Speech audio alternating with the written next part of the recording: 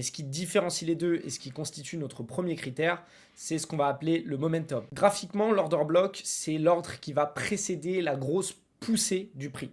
Donc ici, ça sera le dernier ordre avant l'explosion du prix. Tu vois, ici, c'est pareil. Mais ce qui différencie les deux et ce qui constitue notre premier critère, c'est ce qu'on va appeler le momentum. Un order block, graphiquement, ça ressemble à ça. C'est donc le dernier ordre, la dernière bougie avant l'explosion du prix. Et ici, tu peux voir qu'on a deux order blocks qui sont littéralement les mêmes. Simplement, l'un est valide, l'autre pas.